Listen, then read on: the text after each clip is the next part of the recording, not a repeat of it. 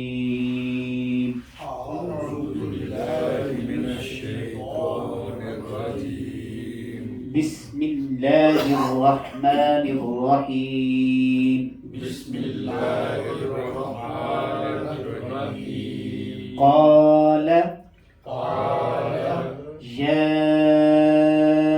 آدم يا آدم اس لفظ میں آپ دیکھ رہے ہیں کہ یا کے اوپر کھڑی زبر ہے اور اس کے بعد ساتھ ہی حمزہ ہے اور حمزہ کے اوپر کھڑی زبر آ رہی ہے، حمزہ ہے یعنی تو حروف مدہ کے بعد اگر حمزہ ہو تو اس کو مد متصل یا منفصل کہا جاتا ہے، اگر اسی کلمہ میں ہو تو متصل ہوتی ہے، دوسرے کلمہ میں ہو تو منفصل ہوتی ہے۔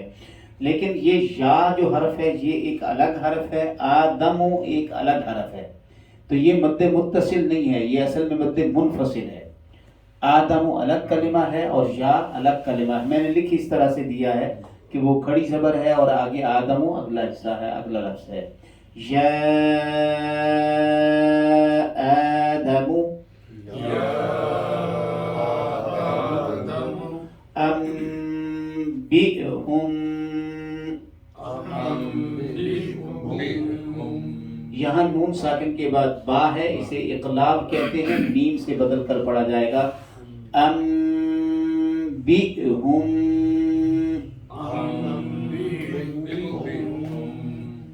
یہاں میم ساکن کے بعد با ہے، اس کو اخفاء شفوی کہتے ہیں۔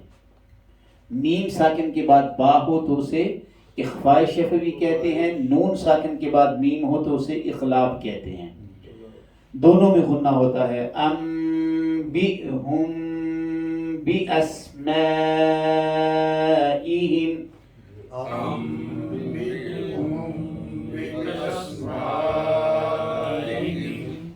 یہاں آپ دیکھ رہے ہیں کہ بھی اسمائہم یہ ایک لفظ ہے اور اس میں الف مدہ یہ ہے اور اس کے بعد بھی اسمائہم، ہم اس کے ساتھ ملی ہوئی ہے اور حمزہ اسی کلمہ کا حصہ ہے بھی اسمائی، لہذا یہ مد متصل ہے۔ بھی اسمائہم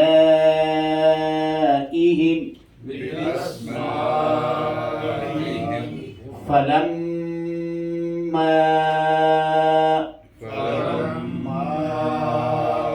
میم اور نون پر جب بھی شد داخل ہوگی تو ان میں غنہ لازم ہوگا۔ فلما،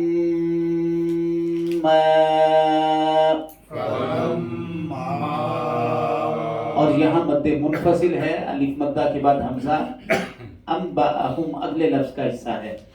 انبأہم باسمائہم،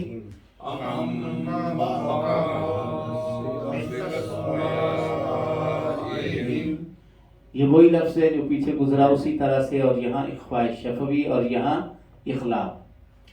قال ألم أقل لكم، ألم أقل لكم، یہ دو لام ہے، پہلا لام ساکن ہے، دوسرا لام متحرک ہے۔ ایک ہی حرف جب دو بار آ جائے، ایک بار ساکن ہو اور دوسری بار متحرک ہو تو پہلا حرف دوسرے حرف میں ضم ہو جائے گا، مدغم ہو جائے گا، اسے بھی ادغام کہتے ہیں۔ اقل لکم، انی، یہاں آپ دیکھ رہے ہیں نون مشدد ہے تو نون مشدد میں غنہ ہوگا، جیسے میں نے یہاں پہ میم پہ عرض کیا تھا، یہ نون مشدد میں غنہ ہے، اور اس کے بعد یا مدہ ہے اور حمزہ دوسرے کلمہ میں ہے، یہ مد منفصل کہلائے گی۔ انی اعلم غیب السماوات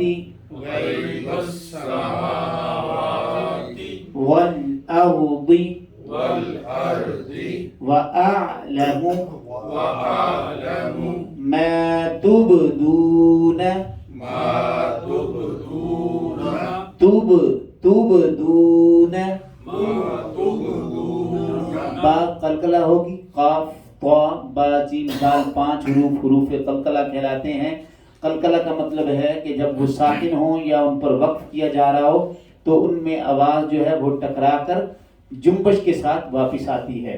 تبدون تبدون وما كنتم تكتمون وما كنتم تكتمون وما كنتم تكتمون وما كنتم تكتمون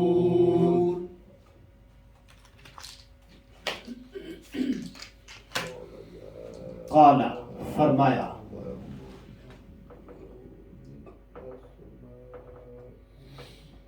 یا ہے آدم علیہ السلام انبئہم بیان کیجئے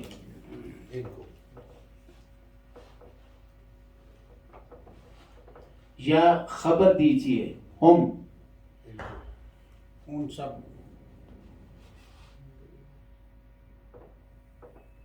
ان سب کو بِأَسْمَائِهِمْ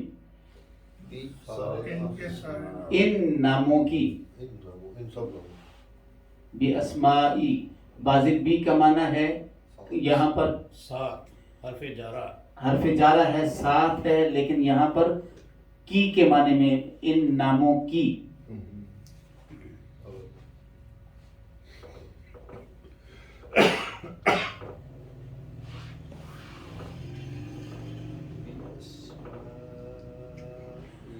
یہ ہم اور یہاں بھی ہم یہ دونوں ہی ضمیر متصلہ ہیں لیکن یہاں آپ دیکھ رہے ہیں کہ یہ ہم آیا ہے اور یہاں ہم آیا ہے یہ جب زیر پہلے آ جائے تو پھر یہ اسی کی مطابق جو ہے آگے بھی زیر کے ساتھ ہی پڑھا جاتا ہے تاکہ آسانی رہے مشکل پیدا نہ ہو ادا کرنے میں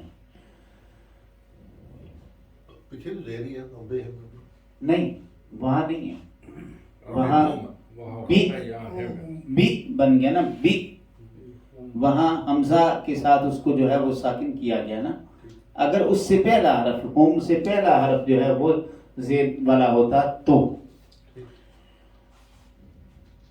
فرمایا اے آدم بیان کیجئے ان سب کو ہوم سے مراد فرشتوں کو ان سب فرشتوں کو خبر دیجئے ان ناموں کی ان ناموں کی جو ان کو اللہ پاک نے سکھائے تھے فا کا معنی ہے پس لما کا معنی ہے جب انباء یہ فعل ماضی ہے بیان کر دی یا خبر دے دی ہم ان کو بِأَسْمَائِهِمْ ان ناموں کی بس جب ان بیان کر دیا پھر آئے گا یہاں پہ بیان کر دیا ان کو ان ناموں ناموں کو پھر یہ کو آ جائے گا اگر ہم یہ کہیں کہ پس جب خبر کر دی ان کو ان ناموں کی پھر کی آ جائے گا بس خبر کر دی مطلب یہ ہے کہ ان کو بیان کر دیا ان کو خبر دے دی بیان کر دیا قالا تو فرمایا آ کیا یہ جو آ ہے یہ کلمہ استفہام ہے حرف استفہام ایک آ ہوتا ہے اور ایک حل ہوتا ہے یہ دونوں حروف استفہام کہلاتے ہیں ان دونوں کا معنی ہے کیا لم کا معنی ہے نہیں اقل لکم کیا نہیں میں نے کہا تھا تم سے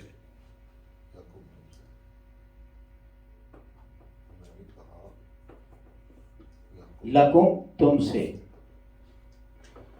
یعنی فرشتوں سے یہ میں کہتا ہوں یا میں کہوں گا اقل ہاں جی یہ حمزہ زبر آ جو ہے یہ لم کی وجہ سے لام کے اوپر آگے اقل کی لام کے اوپر جزم آ رہی ہے لم کی وجہ سے اور اس نے جزم دی اسے اور دوسرا اس نے اس کے معنی کو جو ہے وہ ماضی میں تبدیل کر دیا یہ مضارع تھا ہم اس کو کہتے ہیں مضارع منفی بلم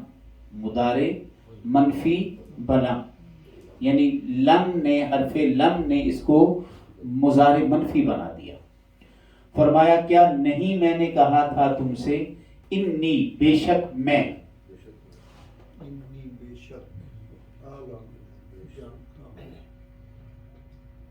جانتا ہوں. یہ اعلم جو ہے یہ بھی فعل مضارع ہے اور صیغہ واحد متکلم ہے. میں جانتا ہوں. یہاں پر اگر آپ نون لگا دیں نعلم تو جمع متکلم بن جائے گا ہم جانتے ہیں. تا لگا دیں تعلم تو تو جانتا ہے. یا لگا دیں تو معنی بن جائے گا وہ جانتا ہے.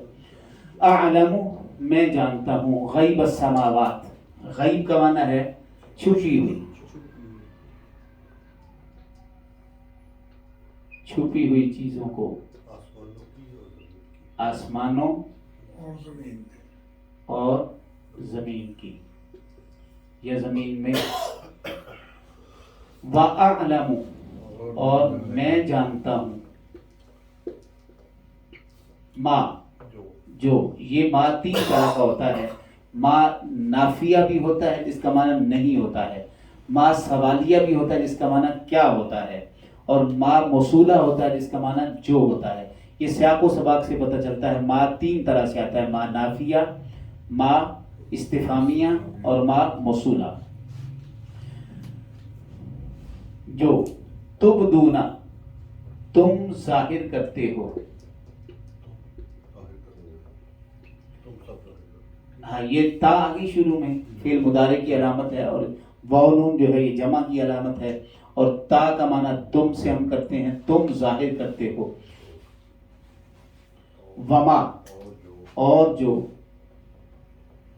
کن تم ہو تب تم چھپاتے. یہ لفظ ہوتا ہے کتمان. کتم یکتم کتم یکتم یہ چھپانا اس کا معنی ہوتا ہے. اس سے مصدر ہے کتمان.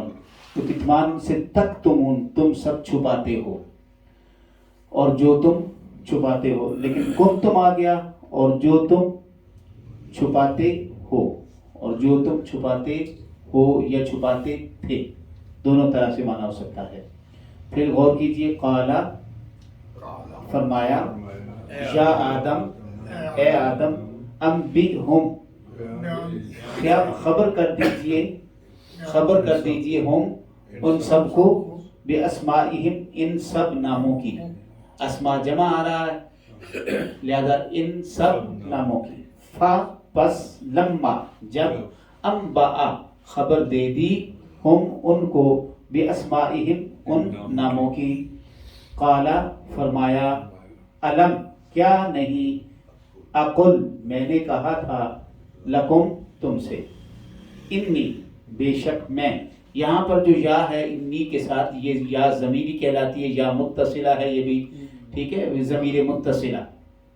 یہ تینوں طرح کے معنی دیتے ہیں جو ضمائر متصلہ ہوتے ہیں نا. اس میں بعض دفعہ میں مجھ میرا میری یہ سارے معنی آ جاتے ہیں. یہاں پر میں کے معنی میں ہے بے شک میں اعلم جانتا ہوں غیب السماوات والارض آسمانوں اور زمین کی چھپی ہوئی چیزوں کو. آسمانوں اور زمین کے غیب کو میں جانتا ہوں. واعلم اور میں جانتا ہوں ما تبدون جو تم ظاہر کرتے ہو. یہ فعل مضارع ہے. اس کی علامت حرف تا جو ہے وہ بتا رہی ہے کہ یہ فعل مضارع ہے اور واو نون صیغہ جمع ہے. وما کنتم اور جو تم ہو تکتمون چھپاتے. تکتمون کا جو لفظ ہے یہ کتمان سے جس کا معنی ہے چھپانا. تو تکتمون تم چھپاتے ہو.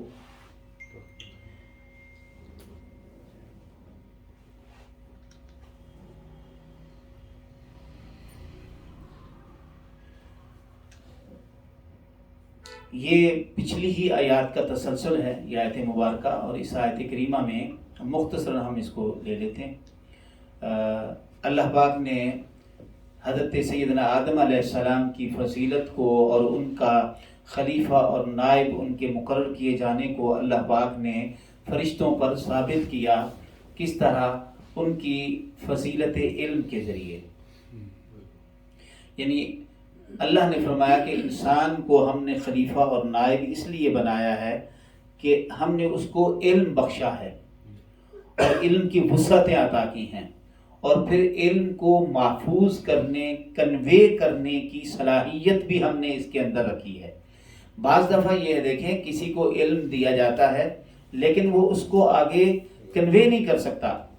یہاں دو فضیلتیں ان کی ظاہر ہو رہی ہیں، ایک تو اللہ پاک نے ان کو علم عطا کیا، دوسرا اس علم کو انہوں نے محفوظ کیا اپنے قلب میں، اس کو سارے علم کو انہوں نے سمو لیا، بھر لیا، اور پھر نہ صرف یہ کہ وہ علم جانتے تھے، رکھتے تھے، بلکہ اس کو آگے ڈیلیور بھی کر سکتے تھے، اس کو کنوے بھی کر سکتے تھے، اور انہوں نے کر کے دکھا دیا۔ اور یہ صفت ہے فرمایا حضرت انسان کے اندر، حضرت سیدنا آدم علیہ السلام کے اندر، اس فضیلت علم کی وجہ سے کہ اس کو اتنا فہم عطا کر دیا ہے، اتنی سمجھ دے دی ہے، اتنا شعور بخش دیا ہے کہ وہ علم جس کی وسعتیں ازل سے لے کے ابد تک ہیں، وہ علم جس کی وسعتیں ازل سے ابد تک ہیں، وہ سارے کا سارا علم حضرت آدم علیہ السلام کے دل و دماغ کے اندر سما گیا، اور پھر وہ انہوں نے بیان بھی فرما دیا۔ پھر اللہ پاک نے آدم علیہ السلام کے بیان پر ہی فرمایا کہ کیا میں نے تم سے نہیں کہا تھا کہ جو میں جانتا ہوں وہ تم نہیں جانتے، اور میں آسمانوں اور زمین کی چھپی ہوئی چیزوں کو بھی جانتا ہوں۔ یعنی اس کے اندر کیا پنہا ہے، کیا صلاحیتیں ہیں، کیا کچھ ہم نے اس انسان کے اندر رکھ دیا ہے، یہ تم نہیں جانتے۔ میں تو آسمانوں زمین کے اندر چھپی ہوئی چیزوں اور اس کے علوم سے بھی آگاہ اور واقف ہوں، اور وہ بھی جانتا ہوں۔ تو یہ اس ساری سینیریو کے اندر، اس ساری کائنات کے اندر میں نے تمہیں جسے خلیفہ بنایا ہے، اس کی ایک جھلک فضیلت کی تمہارے سامنے رکھی ہے۔ جہاں تک اس کی قوت کا، اس کی درس کا، اس کے علم کا، اس کے کمال کا تعلق ہے، وہ تو ابھی تم پر کھلا ہی نہیں ہے۔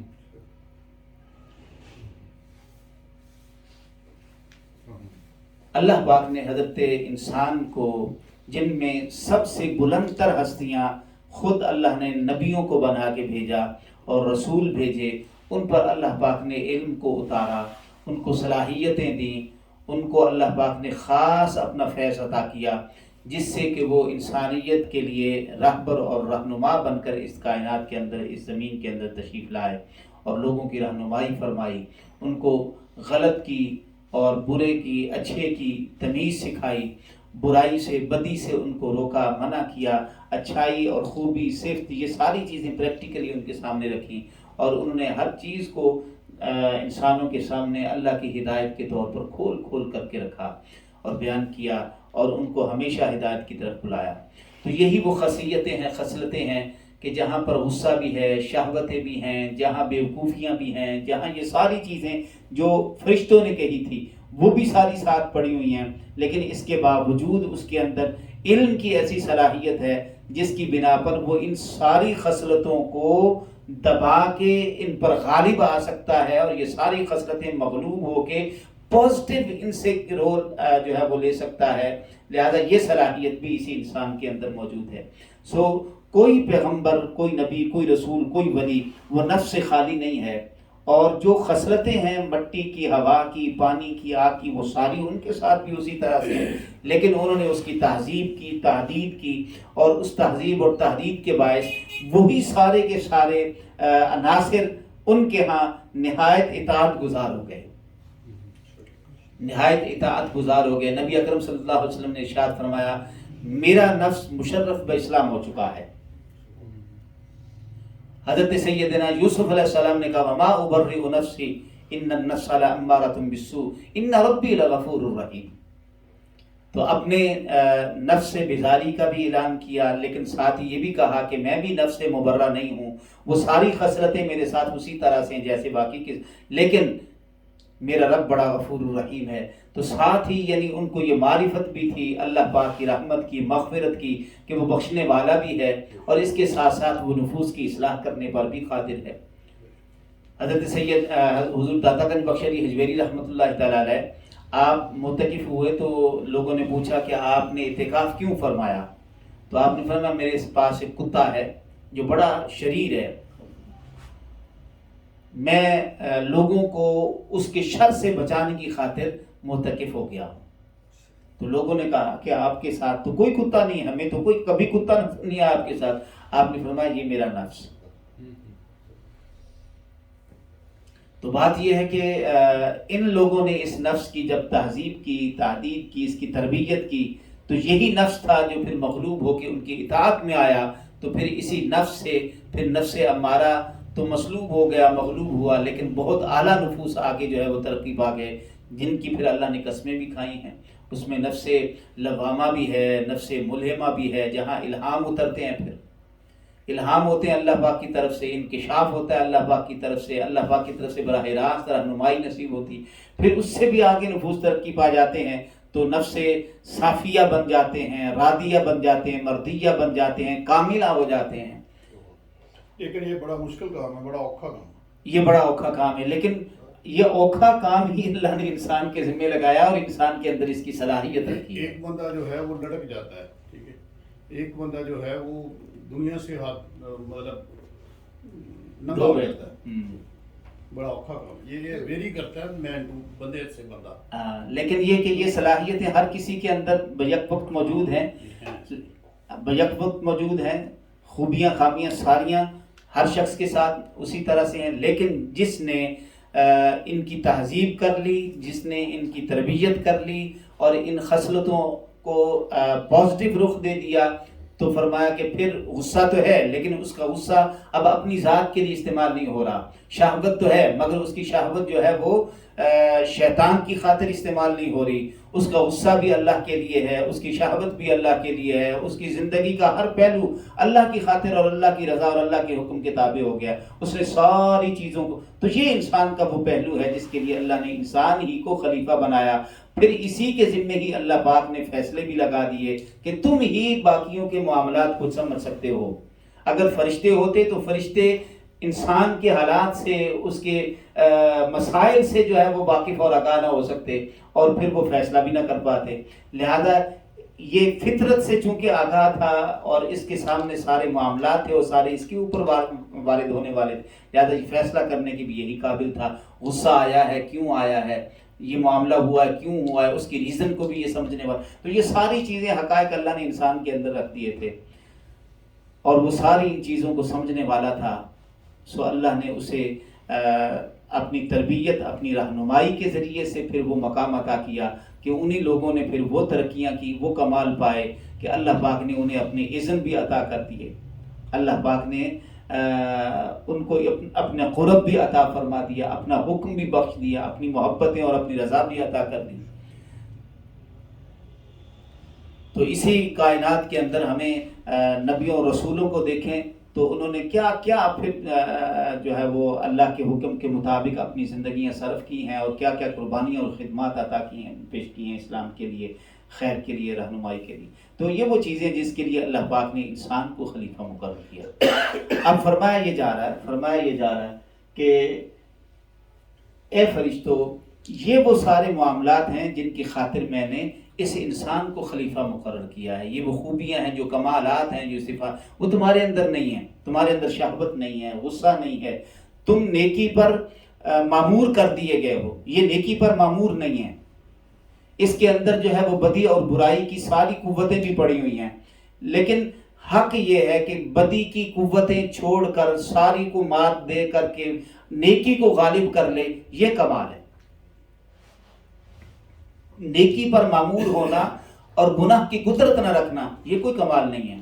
80-90 سال کا، 100 سال کا بوڑھا شخص جو مطلب قدرت ہی نہیں رکھتا گناہ کی، اس کے اعضاء، اس کی قوت ہی نہیں ہے، تو وہ کہے کہ میں گناہ نہیں کرتا، تو یہ کوئی کمال نہیں ہے. کمال یہ ہے کہ جہاں قوت بھی ہے، جہاں طاقت بھی ہے، جہاں حسن بھی ہے، شباب بھی ہے، سارا کچھ ہے، وہ یہ سارا کچھ ہوتے ہوئے چھوڑ کر، اس سے نکل کر وہ خیر کی طرف، تقوی کی طرف، صالحیت کی طرف آ جائے، تو یہ کمال ہے.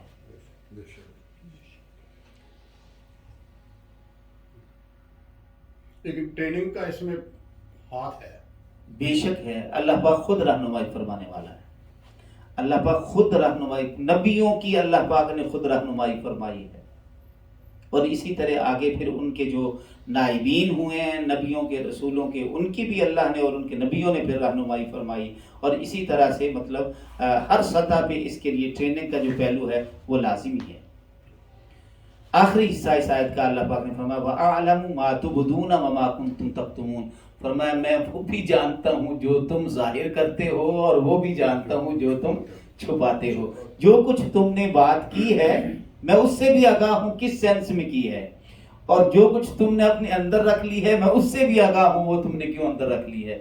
تو یہ بات اللہ نے بھی جب یہ جملہ کہہ کے بیان فرما دی کہ میں جانتا ہوں جو تم ظاہر کرتے ہو، میں جانتا ہوں جو تم چھپا، اللہ پاک نے اس کے بعد یہ نہیں فرمایا کہ تم نے یہ بات ظاہر کی اور یہ بات چھپائی، تمہارے اندر یہ تھا تم یہ کہنا چاہتے تھے یا تم یہ خیال رکھتے تھے، اللہ پاک نے یہ کچھ بیان نہیں فرمایا۔ اللہ پاک نے بھی ان کا پردہ رکھا۔